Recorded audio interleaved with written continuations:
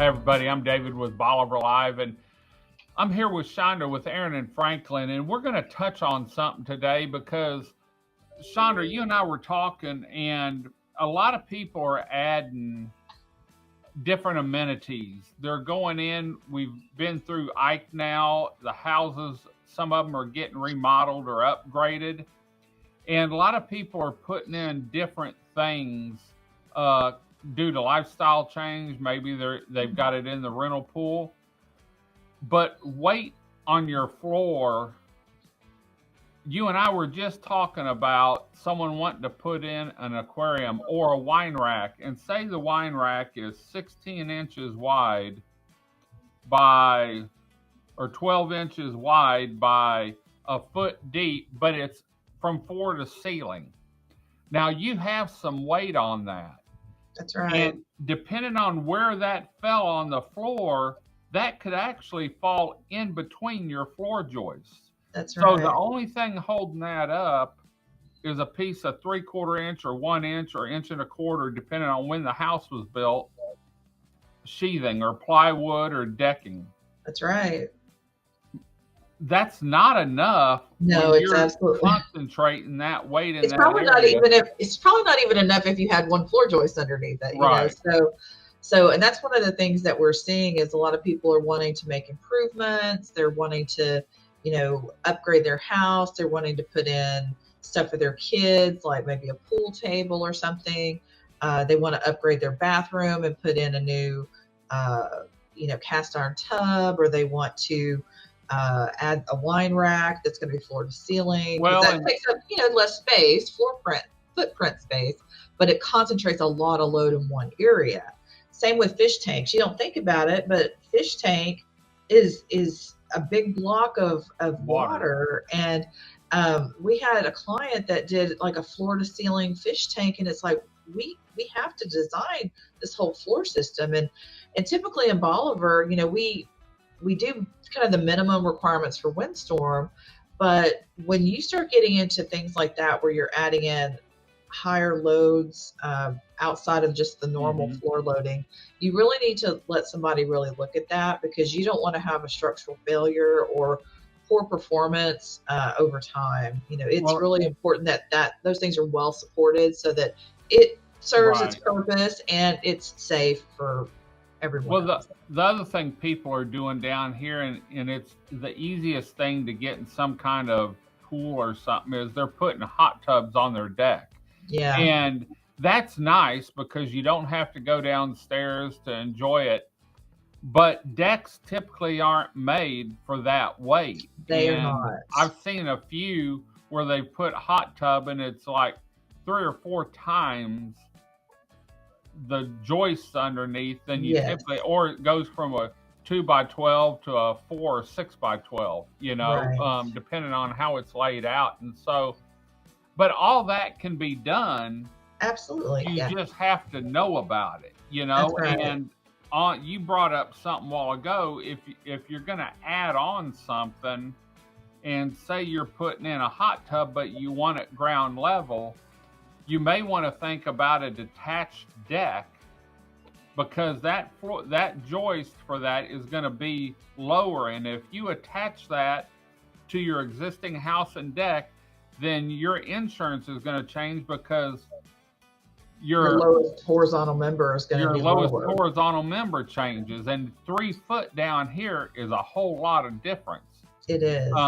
As to where you just build it and it's detachable, then it changes a lot, and your insurance on your home's not going to change. It may not be insurable, but you don't have to worry about the added money from insurance. That's right. That's one of the things that we've been recommending to people. If they're going to put in a pool or a hot tub and they want it flush with their deck surface, which is very desirable. People really like that. But you don't want to have that attached to your house, because to recess it where the top of that is flush or pretty close to flush with the deck surface, you've got to put a stringer system lower to support the bottom of that pool or hot tub. And so then you don't want that to be the thing that dictates your lowest horizontal member for your house. So if you have a detached, completely separate framed deck that is independent of the main structure, you can treat those like two separate structures, and then that doesn't feed into your insurance requirements for your house. So it's a small distinct change, and it's not really considered an addition. It's considered a freestanding structure. Okay. So then you don't have to worry about it impacting Right. your premiums ongoing. Yeah, because But you can still get above flood. You're still above flood elevation, you know, but you're probably barely above flood elevation. And so that's really, you know, instead of your whole house being rated at maybe 1 foot above flood elevation, it's still like at 4 or 5 feet above flood elevation, which is going to be a much favorable. Where you're going to get a lot better rate. Yeah. If people are wanting to add this on after the home is built, or they want to add something inside, you can go in and look at their plans and say, okay, you need to do this. And a lot of it, if it's on the first floor, even if they have flooring underneath the house or soffit, a lot of times you can pull that down, make the adjustments. Absolutely. A contractor can, and then you're good to go. It's not like you're having to tear out sheetrock and put usually we try to do it as minimally invasive as possible. A lot of times you can just pop the soffit, infill what you need to do, brace what you need to brace, and then you're good. You know, typically what we would see is under a hot, and it depends on the span and how big of a hot tub or pool we're talking about, but typically we would see a double or triple upper joist underneath that area. But the other thing is you've got the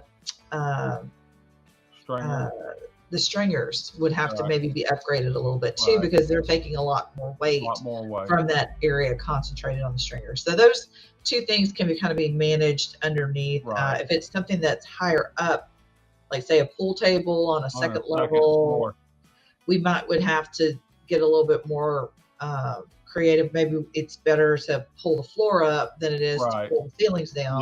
So, you know, we can work with it, but well, if you're interested in doing some upgrades, and remember, any kind of upgrade to the structure of your house, you really need to get an engineering company involved with it, like Aran Franklin, and make sure you get with your insurance company, because you don't want to do these upgrades and then something happened and they say, oh, well, the insurance company say you never notified us, and so that's not covered. So, but to get hold of Aran Franklin, the best way to get hold of them is on their website at aranfranklin.com. Fill out the form, and that way they can track the correspondence and you can track the correspondence on everything you're doing with them. So, Chandra, thanks for joining us today. Until next time, I'm David with Bolivar Live. Y'all have a great day, great week. Come see us. God bless, and bye-bye. Video equipment is sponsored by Crystal Beach Decor and More, located at 1959 Highway 87 in Crystal Beach, Texas, and Beachy Beatnik Boutique and Jewelry, located at 970 Surfside and Highway 87 in Crystal Beach, Texas. Thank you to these two businesses for being our 2025 video equipment sponsor for Bolivar Live.